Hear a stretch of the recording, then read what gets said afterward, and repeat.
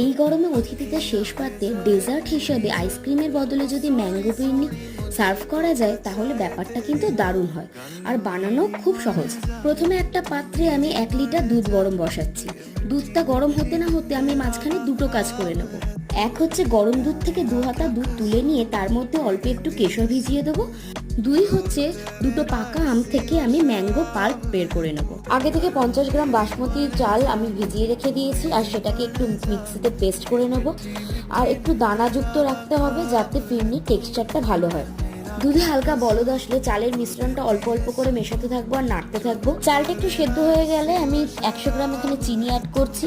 চিনিটা ডাইলুট হয়ে গেলে আমি ম্যাঙ্গো পাল্পটাও দিয়ে দেবো। ভালোভাবে ম্যাঙ্গো পাল্পটা মিশিয়ে নিয়ে এর মধ্যে কেশর দুধটা দিয়ে দিচ্ছি। এতে কালারটা আরও গাঢ় হবে হলুদ রঙের। আর অল্প একটুখানি এলাচ গুঁড়ো দিয়ে দিচ্ছি, এতে গন্ধটা দুর্দান্ত হবে। তো তৈরি হয়ে গেল আজকে আমার ম্যাঙ্গো ফিরনি। কেমন হয়েছে অবশ্যই